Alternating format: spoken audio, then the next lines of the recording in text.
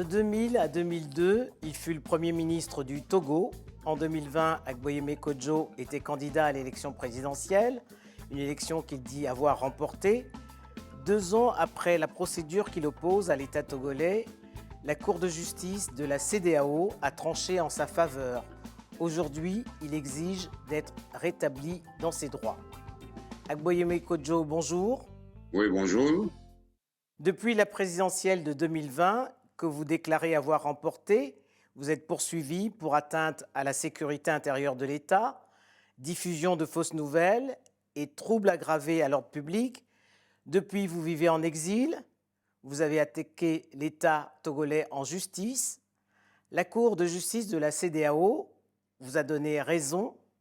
Qu'espérez-vous de cette victoire symbolique? Vous savez, j'ai décidé aujourd'hui de sortir de mon anonymat, de ma clandestinité, parce que le peuple togolais souffre et je suis constamment interpellé.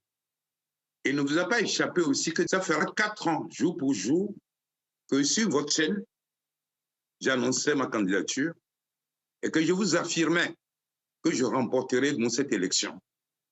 Et donc, le moment donc est venu donc de parler au monde entier, parce que j'ai dit j'ai remporté cette élection, c'est pas Fort qui me démentirait. Lui qui m'a envoyé un baron de son régime me dit nous avons volé ta victoire. Tu ne peux nous mettre en prison car nous avons le monopole des forces de défense et de sécurité. Abandonne tes recours, accepte d'être le Premier ministre au pouvoir élargi et tu auras une valise de 10 milliards de francs CFA. 48 heures après, je lui ai fait comprendre que le mandat que le peuple m'a donné, ce n'était pas pour être Premier ministre, ni pour, en tout cas, garnir mon compte.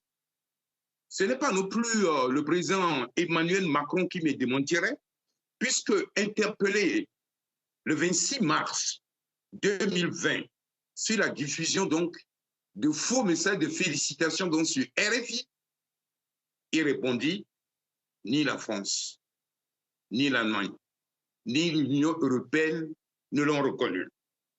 Ce n'est pas non plus l'ancien patron de la DGSE qui a mis ses radars pour surveiller les élections que j'ai interpellé après le crime électoral qui a été commis, qui me démentirait, puisqu'il m'avait dit qu'il était en mission en Russie.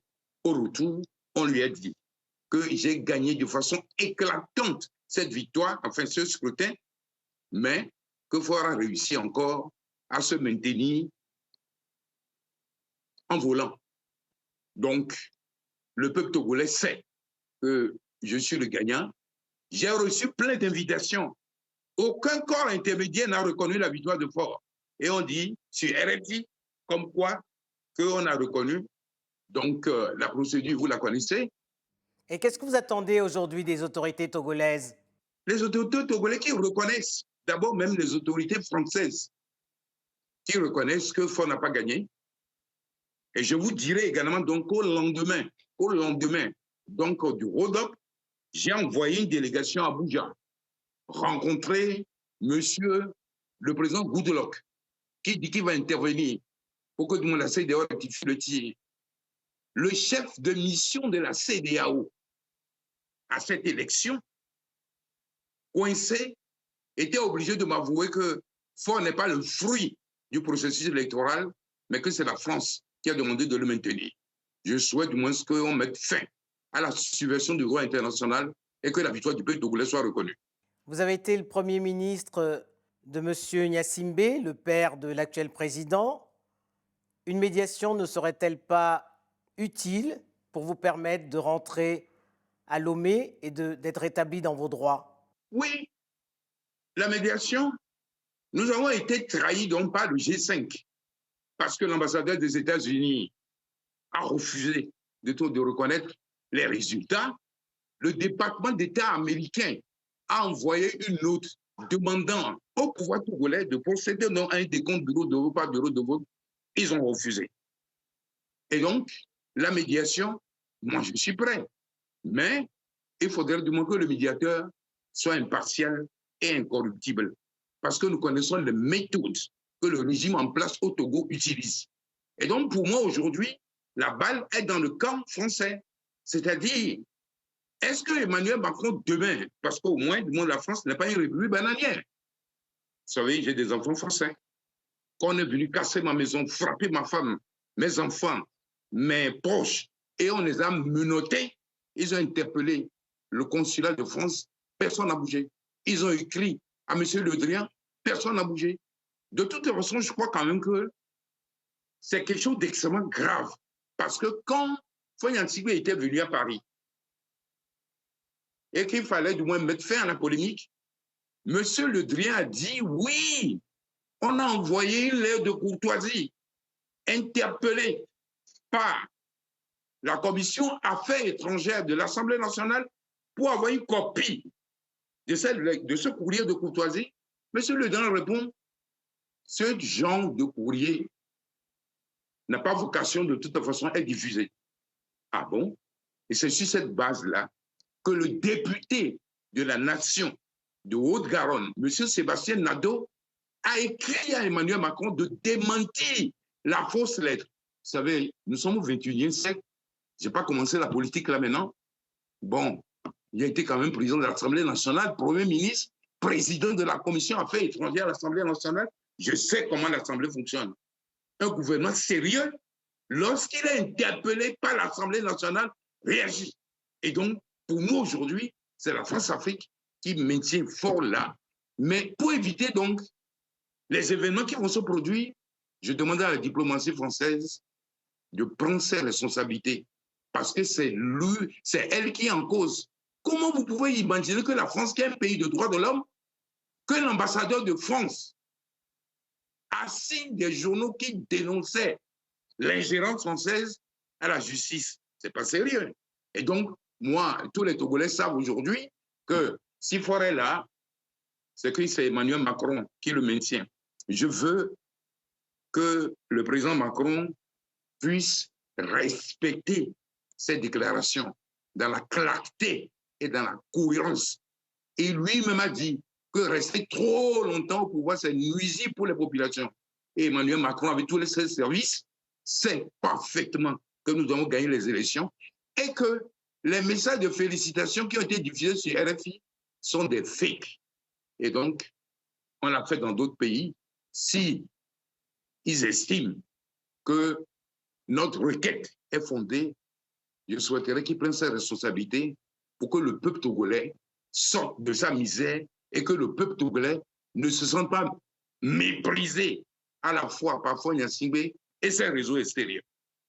Vous êtes Aboyeme Kodjo, très proche du clergé togolais, qui d'ailleurs en 2020 avait pris fait et cause pour vous. Quel rôle pourrait-il jouer pour mettre un terme à cette crise?